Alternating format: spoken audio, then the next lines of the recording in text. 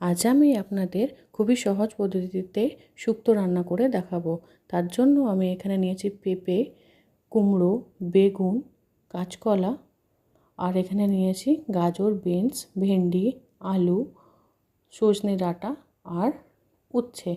এখানে কড়াইয়ের মধ্যে সর্ষের তেল দিয়ে তেলটা গরম হয়ে যাওয়ার পরে এর মধ্যে আমি বেগুনটাকে নুন আর হলুদ দিয়ে হালকা করে ভেজে তুলে নেব। বেগুনগুলো যখন তোলা হয়ে যাবে কড়াইয়ের মধ্যে এবার দিয়ে দেব উচ্ছে। ওই অল্প তেলের মধ্যেই আমি উচ্ছেটাকেও ফ্রাই করে নিয়েছি। এবার কড়াইয়ের মধ্যে দিয়েছি তেল আর পাঁচফোড়ন দিয়ে উপর দিয়ে দিয়েছি হালকা করে একটু রাঁধুনি দিলে খুব সুন্দর একটা স্মেল আসে। এর মধ্যে এবার দিয়ে দিলাম আমি কেটে রাখা আলুগুলোকে হালকা ফ্রাই করে নেওয়ার পরে আমি দিয়ে দিলাম পেঁপেগুলোকে দিয়েও আমি ভালো করে নাড়াচাড়া দিয়ে নেব। নাড়াচাড়া দিয়ে যখন হালকা করে ফ্রাই হয়ে যাবে ওর মধ্যে দিয়ে দেবো আমি কাঁচকলা, গাজর, বিনস, ভেন্ডিটা অপশনাল, অনেকেই পছন্দ করো আবার নাও করতে পারো। ভেন্ডিটা আমার যেতে ফেভারিট ভেন্ডি তাই আমি দিয়েছি। আমার ভেন্ডি যে কোনো জিনিসেই দিলে কোনো অসুবিধা নেই, আপনারা দিলেও দিতে পারেন। ভেন্ডিকে আপনারা অনেকেই ঢ্যাঁড়সও বলেন, সেই ঢ্যাঁড়স অপশনাল হচ্ছে, দিতেও পারেন, আবার না দিলেও কোনো অসুবিধা নেই। দিয়ে দেবো কুমড়ে ডাঁটা দিয়ে এবার ভালো করে নাড়াচাড়া দিয়ে নেব। নাড়াচাড়া দিয়ে উপর দিয়ে দেবো একটু নুন, সামান্য একটু হলুদ। বলে সবাই যে হলুদ ছাড়া রান্না করতে নেই, তাই সেই সামান্য হলুদটাই এখানে দেওয়া হয়েছে।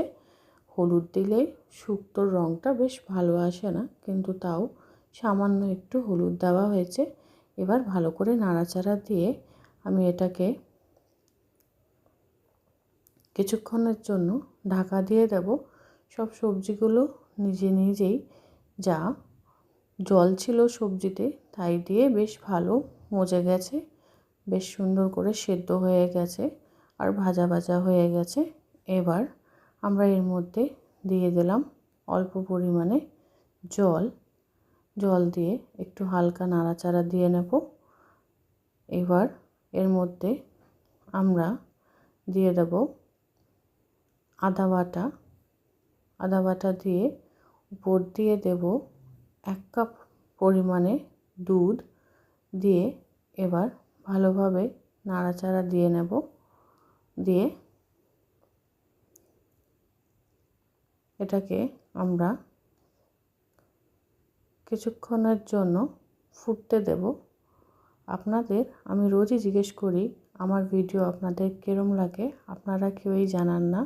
আর আপনার কিরম ভিডিও দেখতে চান, রান্না কি দেখতে চান, অবশ্যই কমেন্টে জানাবেন। এখানে আমি ভেজে রাখা উচ্ছে আর বেগুনগুলোকেও দিয়ে দিয়েছি, দিয়ে একটু নাড়াচাড়া দিয়ে একটু মিষ্টি দিয়ে দিয়েছি। এবার সবকটাকে ভালো করে মিক্স করে হালকা করে ফুটিয়েই আমাদের রান্না কমপ্লিট। এভাবে শুক্তো করে দেখবেন, খুবই ভালো লাগে খেতে।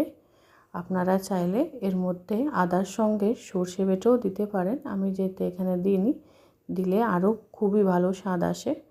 আমার রান্না কমপ্লিট। আপনাদের কেরম লাগলো অবশ্যই জানাবেন।